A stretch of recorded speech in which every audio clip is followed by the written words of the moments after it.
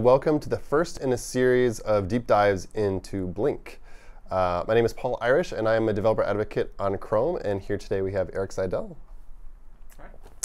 Eric is a software engineer on Blink. That's correct. But you've been a long time developer inside the WebKit community. That's correct. I've been on WebKit for, I don't know, since 2005, something like that. That's eight-ish? 8-ish It's years. a long time. time for WebKit. Wow, OK. Great. And so today we're going to share kind of the state of Blink. Yeah. We're going to give an update on Blink, how things are going. Great. OK, let's get into it.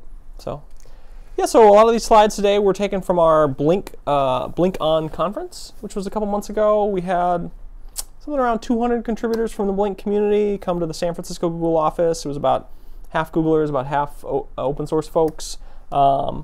And we just talked about Blink. And the slides and recordings of the main room talks are all available online. Yeah, about like 20 different talks spanning from performance and layout and the future of kind of all these directions. So things that are interesting for both Blink developers and web developers. So I encourage you to check out the slides and video. Yeah, definitely. So yeah, Blink has been around now about 8 months. April 4th, 2013 is when we forked WebKit and became Blink. And we are really a pretty serious open source project, about on the size of the Linux kernel or so, about 2,000 commits a month, 200 contributors, and it's not just Google. We got companies from Samsung to Intel to Adobe. We even had a commit from Microsoft Research last month. We got all sorts of folks contributing to Blink. Personally, I love this slide. This shows our size of our source space over the last couple of years, and you can see that big discontinuity around April of this year. That was when we blinked. Blink for us was a lot of letting go. WebKit is this amazing source space that, as you say, has existed for a very long time and is really everywhere. Everybody watching this probably has WebKit in the device that they're holding in their hand or their computer that's sitting in front of them.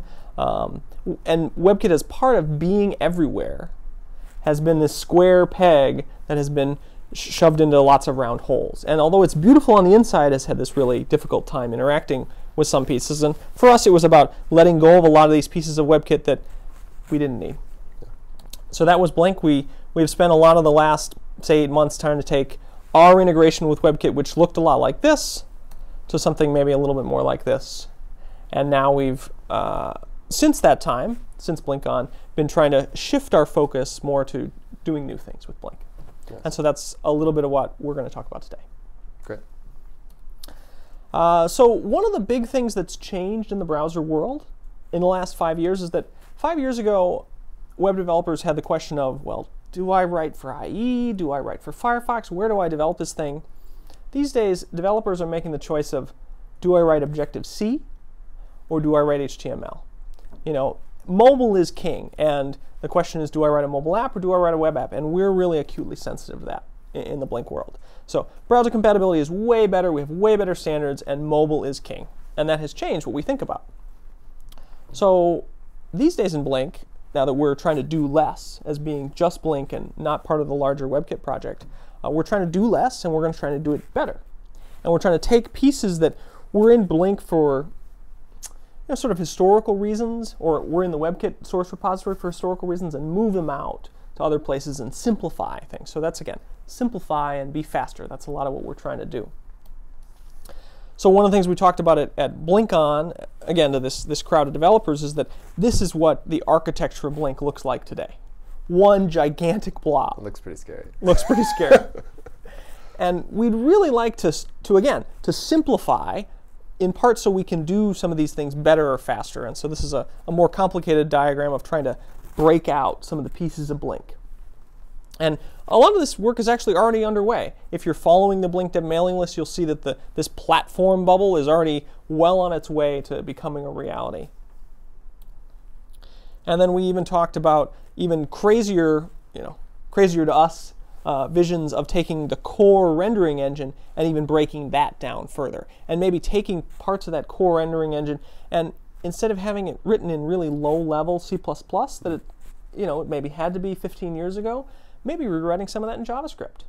And moving that out to higher level abstractions. Yeah.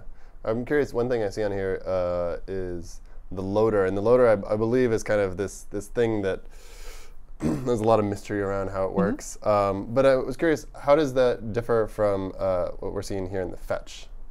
What's the difference between fetch and loader? It's really just an internal division. Fetch is, I actually may have it backwards on this diagram, but one is the higher level primitives of like doing a document level load, and I think fetch is the lower level primitives of like actually talking to the underlying networking stack. I gotcha, okay. So, yeah, so going back to our focus, one of the things that we hear time and time again is that we're not fast enough, Blink. And a lot of that really is about getting out of the developer's way. And so we talked again a lot at BlinkOn about how do we make the web better, how do we make the web better for mobile, and specifically that's a lot about getting out of the developer's way. And I guess the important thing here is like, in getting out of the developer's way, a good example is like an animation loop. So every time in an animation loop, like there's a lot of ways to animate. A common example is you take jQuery and you grab an element, you say animate, and you say like left, and you want to move it left 200 pixels or something like that. Yeah. And in every tick of the animation, there has to happen a lot of things that the browser has to do. The browser has to run layout, it has to run paint, maybe it has to composite layers. But these are operations that have to occur from the browser side, independent of how much JavaScript the developer is running. Sure. And so in getting out of the developer's way, we're saying we want to just, all the time that's spent inside kind of the main thread, the developer should have control of, so that the browser is kind of stepping back, just saying, here's a big highway, do whatever you want. Totally. We're going to accelerate it. Totally. Cool. And that is one of the complicated things, especially for being a multi-process browser, is that we're coordinating between all these processes. But as you say, the main thread belongs to JavaScript, belongs to the developer, and we just need to get out of their way. So in summary, we're trying to do fewer things in Blink, and we're trying to do them faster. And this was really the message that we were trying to communicate to the larger Blink community at BlinkOn, and are repeating to you here today. So the other half of the talk that Adam, Barth, and I gave to open BlinkOn was we talked about some of these architectural changes, and then we also talked about what we're doing in the next 6 months. And so we want to talk a little bit about that today as well. Great.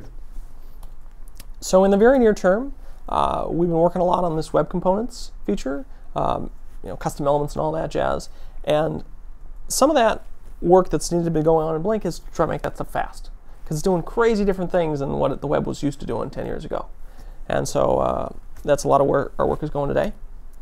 We're also working on the W3C has this web animation spec, and we're working on getting that ready to ship. This is kind of a new platform primitive unifying all the animation models that have existed. And we actually brought up like a jQuery animation loop a second ago. And there's a new, I think this is, so I believe it's elem.animate, just a method right on all elements. And it looks just like you're used to with jQuery. So there's that, and that's kind of like a shorthand sugar version. But there's this very extensive API for kind of timing, synchronizing, all this stuff. Yep. It's really powerful. But inside Blink, that's all about, we just got to rejigger all that architecture and unify it all down into one code base. Yep. We're trying to work better with our Chromium brethren on the other side of the repository line, and things like the compositor, trying to more tightly couple Blink with its embedding layer in Chromium. We're working on making fonts look beautiful everywhere, especially on Windows, where we've historically had some, kind of ugly font rendering, and we're trying to make that nicer. Yeah, can you talk a little bit about kind of the current state of that effort?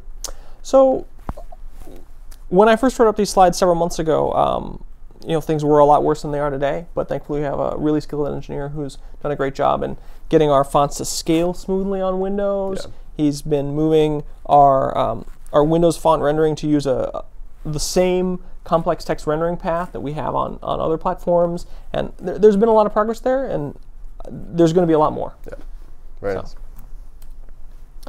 We also, I didn't talk about this earlier, but one of the big changes with Blink is that unlike in WebKit, where we would have -WebKit foo, as a CSS property, as a way to sort of experiment with that CSS property, we don't do that in Blink. Yeah. We do runtime enabled features, so runtime flags, and we don't have a -blink prefix. And we've been slowly removing the -webkit prefixes. Yeah, and we actually just heard yesterday or so, this week, Mozilla has adopted a new policy for introducing new features, and they as well will not be introducing any new vendor prefixed properties great at all. news. So it's cool. That's really great news. Yeah, and we've also been, as we talked about in some of the previous slides, trying to modularize Blink. You know, make these individual components so that they're smaller, so we can understand them, so we can make them faster. And of course, we were working on performance. Yes. It was very important to remind the whole community of this at BlinkOn, and tell you this is our main focus in Blink, making things fast. So looking a little further out, SVG has not had layer support, which means you can't do. It has been graphics accelerated and all that sort of things, and so we've been working on trying to add that basic graphics primitive that we have in the rest of HTML into SVG. There's some nutty old code called the widget tree, which used to integrate with the underlying OS platform. So like on Mac WebKit, you could actually access NS views for your like iframes and stuff. A lot of that stuff is gone. Some of this was to support plugins, but we still have some of that architecture there, and we're working on removing some of that.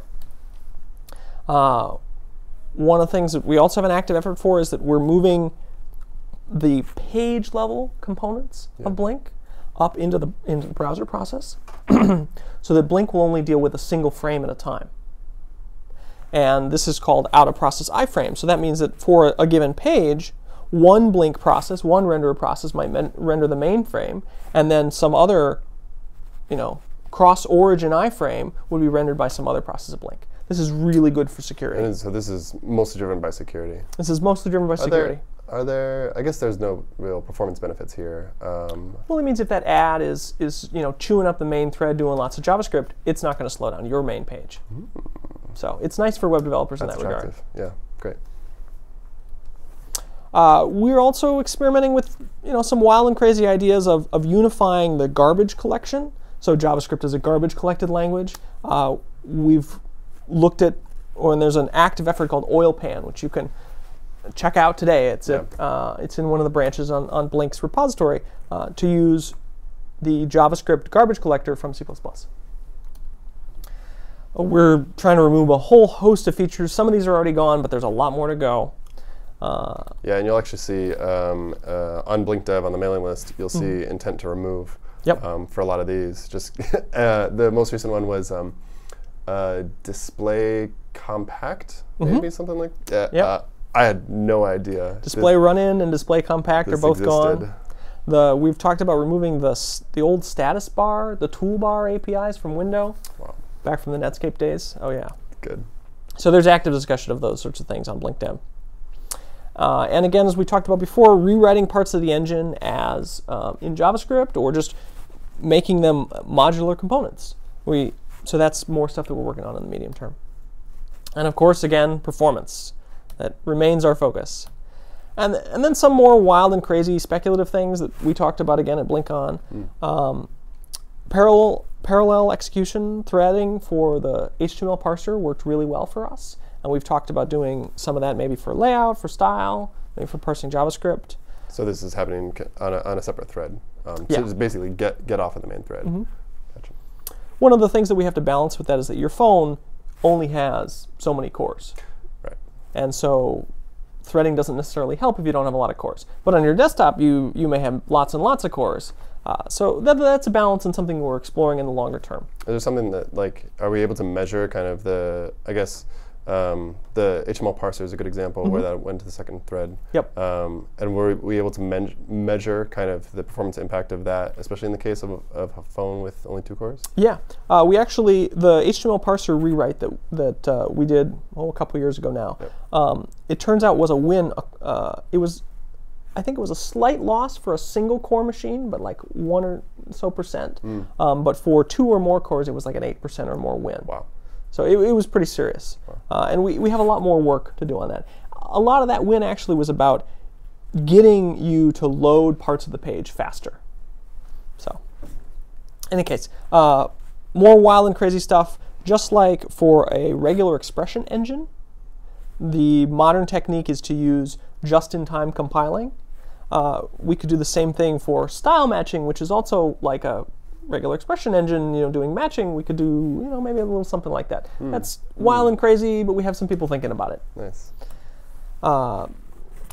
We've talked about having a fast mode for Blink, where we turn off a lot of the less used features. We already have some of this in the engine. So this is something like kind of a mode that you opt into, kind of like strict mode in V8, where you just say, OK, I want to be in fast mode and a more stricter feature set. Correct. Allowing developers to trade old crazy compatibility features for speed. Yeah. We don't know exactly what that would look like yet. Again, this is way off into the speculative area, but it's something we're thinking about. I like it. So again, as we've talked about, moving more and more out of the actual Blink repository. Some of this stuff, Blink maybe shouldn't be in the job of maintaining this code. And this is also, I think, yes, for rewriting again. Sort of the same story. We're trying to break things down. This was one of our big messages at BlinkCon. Yeah, that makes sense. So I think that about covers it.